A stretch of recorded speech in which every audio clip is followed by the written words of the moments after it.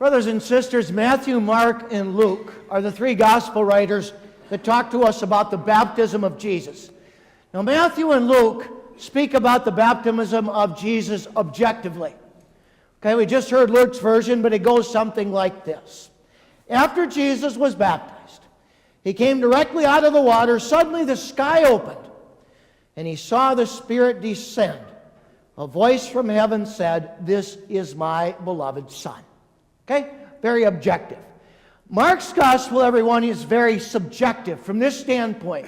It's written from the standpoint of what Jesus, not what everybody else maybe saw and heard, but what Jesus saw and heard. This is what Mark would write. On coming out of the water, Jesus saw. Okay?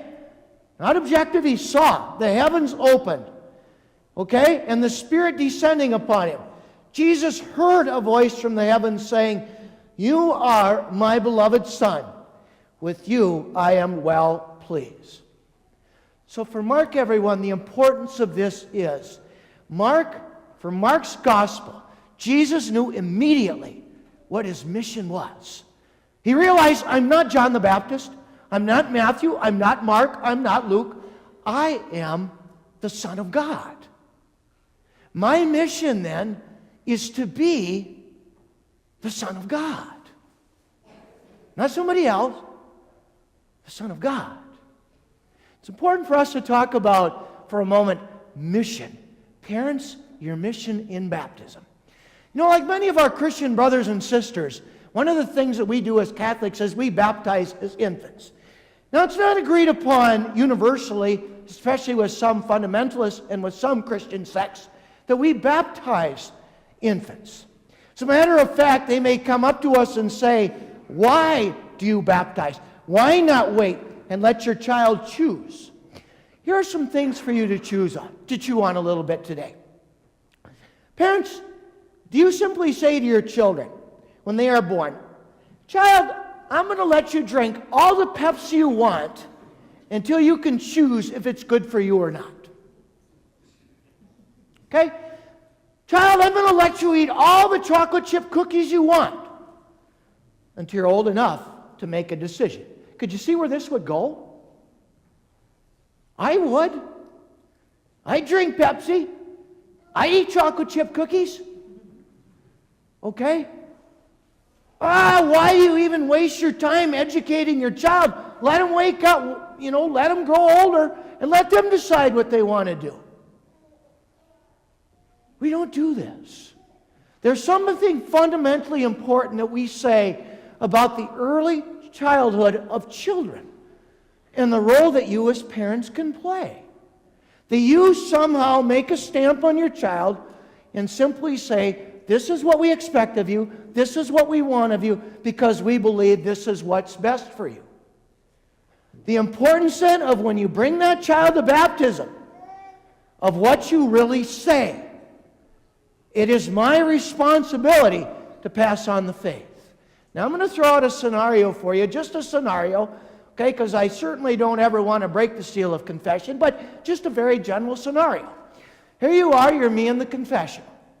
Okay, a child comes in, young child, let's say anything 2 to 6th grade, and they come into me and they say, "Father, one of my sins is this. I don't go to Mass every Sunday." And you sit there and you say, "Whoa. Is that the child's fault? How can you expect a child to get here?" You know what I want to say? I wish your mom and dad were here. It's not the child's responsibility. Parents, when you brought that child forward for baptism, that is your responsibility. Are you up to the challenge? Okay? So let's talk today a little bit about the purpose of baptism. Okay? So we realize there's a mission. Parents, you bring your infant, baptize them. What happens? Well, the pat response is this. Original sin and actual sin is removed, and we become a part of the body of the church. That's very true. But if you actually read question 73 of Did Adam and Eve Have Belly Buttons? Your Christmas book. The 73rd question is this. In baptism, Does a child become a friend of God? A friend of God? The answer is no. What? You don't become a friend. You become a child of God. What's the difference? Here it is. Let's just pretend it's a Friday night. Okay, I'm a child and I come over to your place. Okay? We spend the night together. Now, usually, obviously, if I'm not there, there are certain rules that apply. But because I'm there, the rules are bent a little bit. Okay, we usually stay up later. I might get a couple extra chocolate chip cookies, and I might get the Pepsi that I want. Okay?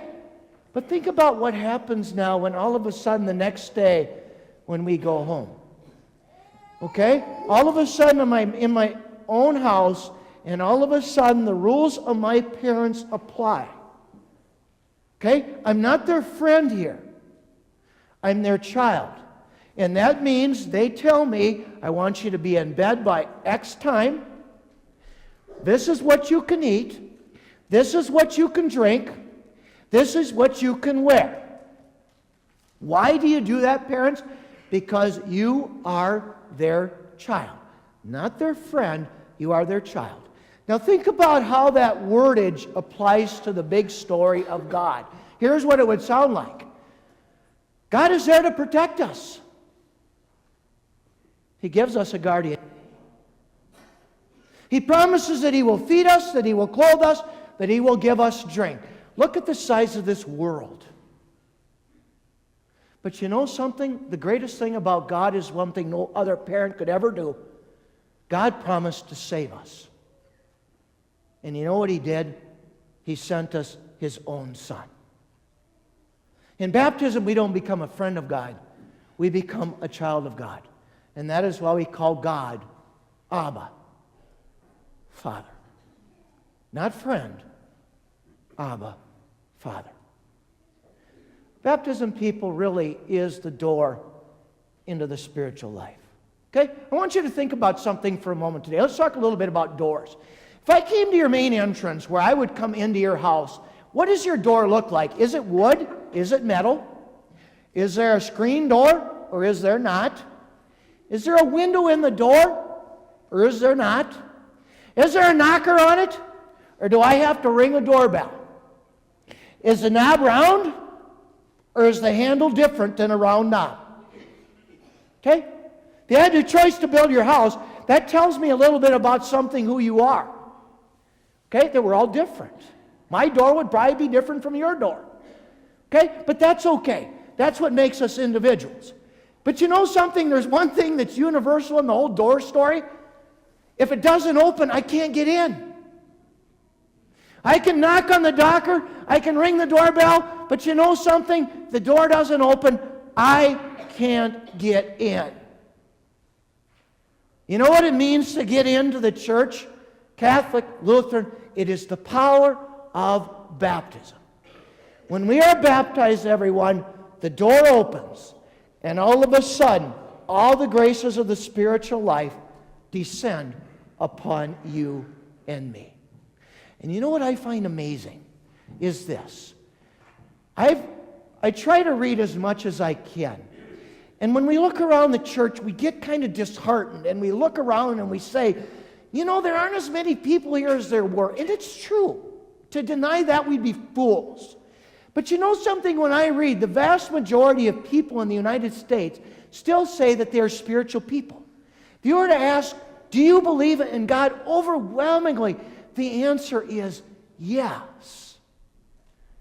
But look at how it's taken place. I'll just throw out one of the issues of the Catholic Church, one of the teachings, contraception. Okay? We teach that we do not allow contraception.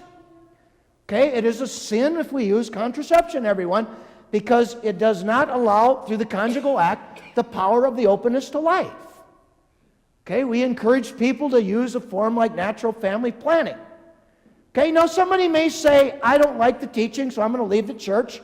Or because the church teaches this, I'm not going to become a part of that church. That's their choice.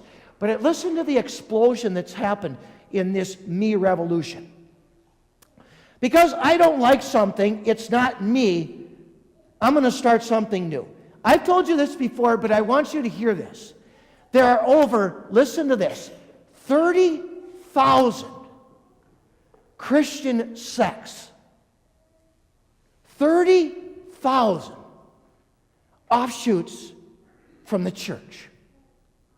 30,000. Why? Because if it doesn't fit me, I'm going to start what I want, when I want, what I like, what I don't like. And if that doesn't work, I'll just branch off. All to answer this question: do you believe in God? 30,000. I can't imagine how you can separate Jesus 30,000 plus ways. But it's the truth. But let's look within the doors of the Catholic Church here for just a moment today. And I'll pick this up next time. You know something? With the sexual abuse issue of priests, it did open something, I think, within the Catholic Church. It really, really did. Okay? It really opened up a wound that was out there. Okay? And I want to explain it to you from this particular standpoint. Okay?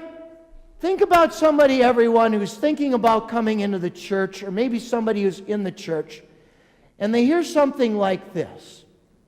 Okay? The priests tell us to be chaste, but,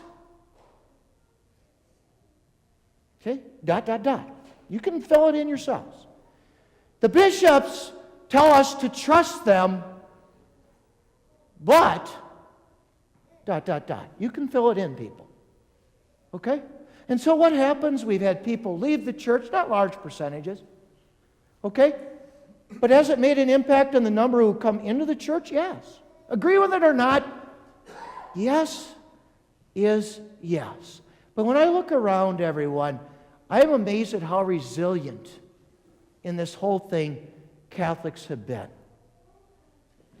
Are you resilient? Yes. Here's another question. Do you trust priests? It's a good question. It's a good question. Do you really trust, and I don't want you to answer this, but do you really trust priests enough that you would leave your child alone with a priest? Just a question for you to think about. Okay? I don't have all the answers, and I don't expect to have all the answers. But can you see what it's done? And yet, everyone, the church for us, it's home. Okay? It's full of saints and sinners. It's full of holiness, full of warts. And what do we do in our house, everyone, is dirty? Do we leave or do we clean it up? The easy way is to leave. But what we got to do is stay tight and tidy her up. Okay? So pray for the church, everyone. Pray that through the whole thing, we become holier people. Okay? More on this, everyone, down the road. Okay? Pray for the church, everyone, then, as we open ourselves now to the power of ordinary time.